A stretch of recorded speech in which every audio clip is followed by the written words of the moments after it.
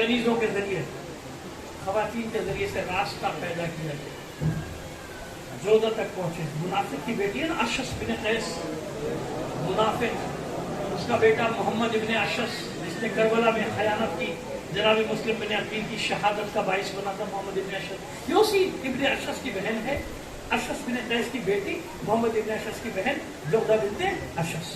یوں ہی جودہ. اب یہ سوال نہ کیجیے گا امام نے اس سے عقد کیوں کیا. قرآن گواہی دیتا ہے کہ اللہ کے پاک بندوں کے گھروں میں کیسی کیسی بیویاں آئیں.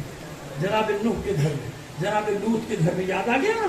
بس اس لیے یہ حکمت الہی میں دخل اندازی نہ کرنا.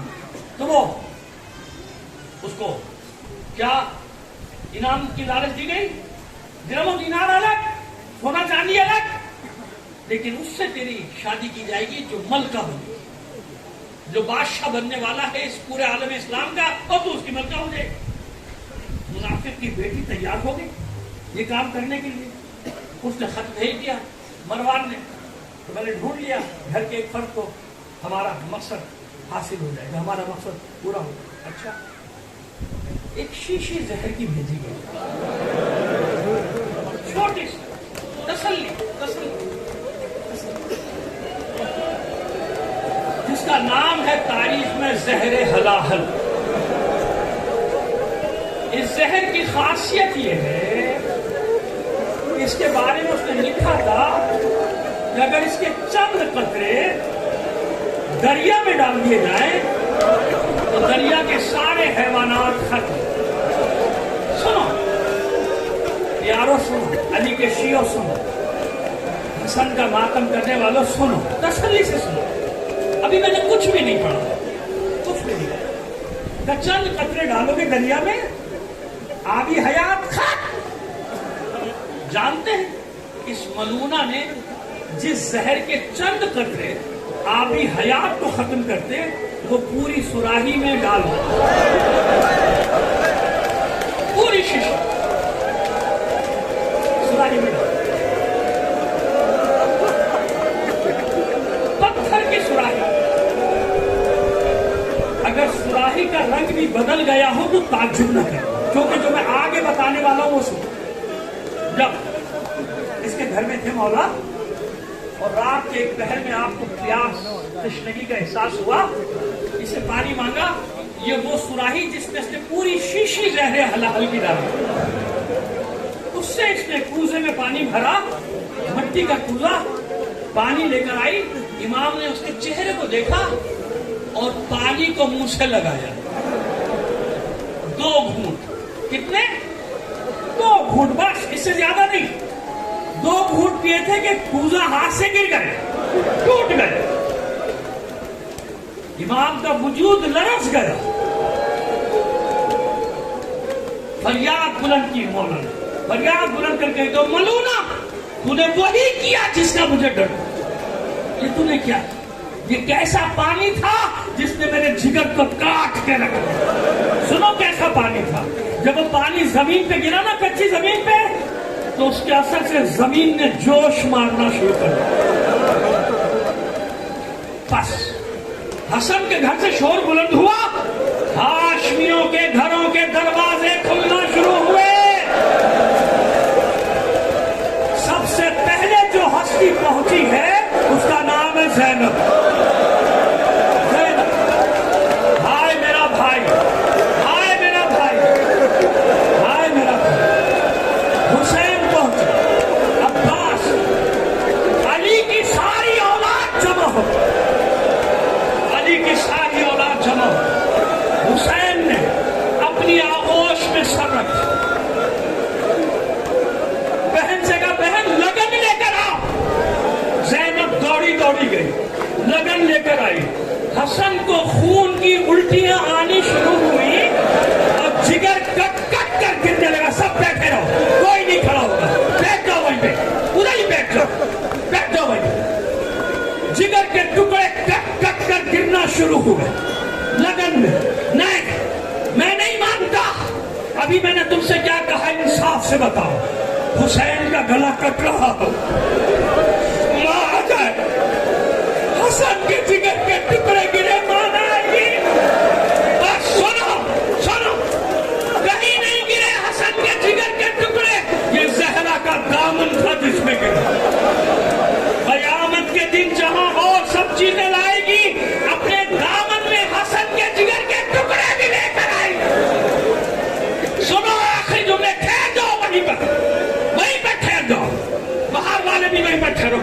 نہیں آیا. ابھی سنو, جنازہ تیار, پہلے وصیتیں کی سب کو, خاص وصیت کی قاسم کے لیے.